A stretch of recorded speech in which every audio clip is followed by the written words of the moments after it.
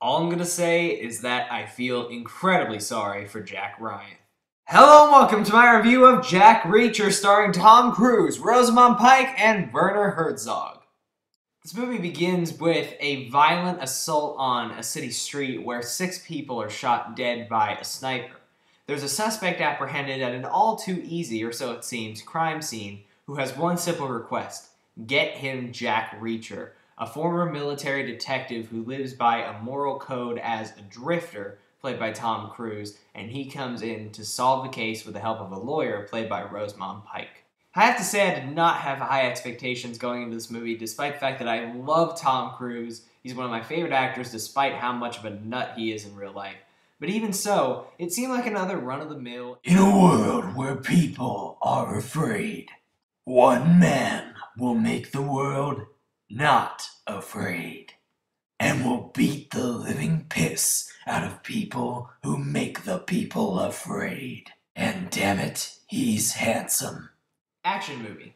But to my surprise, this movie is actually not only a lot of fun, but it's one of the more solid action thrillers we've had this year. The main reason this movie is so much fun to watch is in the title, it's Jack Reacher himself. Now there is some trepidation going into this film because the character, as he's described in Lee Child's books, is a 250-pound hunk of muscle, long-haired guy.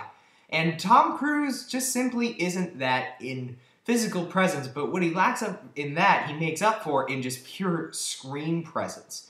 This character is magnetic to watch.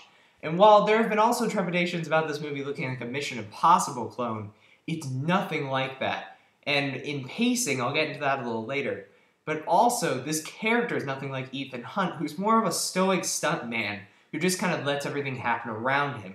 Jack Reacher has this devil-may-care, kind of charming narcissism about him to where it's not like to the point where it's annoying cockiness, but more so just stoic, I'm gonna be okay badassery. That's so fun to watch Cruise play up, and you believe every second of this movie that he is on top of the situation, and it's great to have an action hero who always feels that. While there's some decent performances by Richard Jenkins and Rosamund Pike in here, the only other performance that's really worth mentioning is Werner Herzog as the main villain.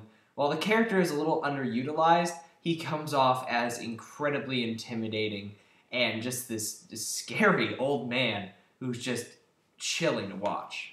What really elevates this movie also is how well written it is, and how it's different from other action movies that have come out recently. This movie is more Sherlock Holmes than Mission Impossible, because really what it is it's a mystery. It's not really an all-out action movie. It's more of watching Reacher systematically decode who this shooter is, and while it may sound boring on the outset, it's actually fascinating to watch because this character is so fantastic.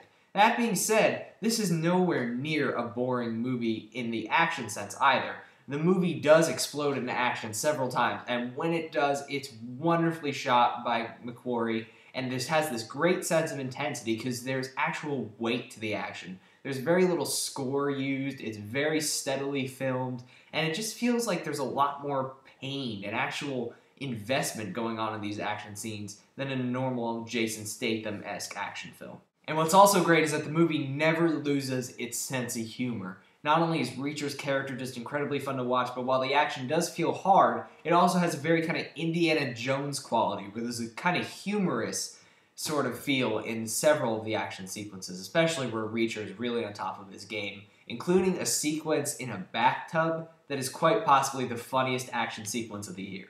I did have a couple of issues with the film, though. Firstly, Werner Herzog's character is criminally underused here. He's a very intimidating character, but most of the time is spent with Jai Courtney's shooter character. And while he gives a good performance, I did want to see more Werner Herzog.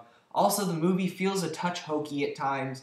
Most of the time, it pulls off a great balance, but all other times, like in the scene that you've seen in the trailer where he's on the phone going, "On second thought, I'd like to kill you." Just in certain scenes, it feels a little hokey, and there's one line in that scene that's in the trailer that's so epically bad that it's fantastic. It involves drinking blood from a boot, and that's all I'm going to say. And also, the movie feels a touch long at 2 hours and 10 minutes, and I wish it just could have been trimmed down a little to make it a little tighter.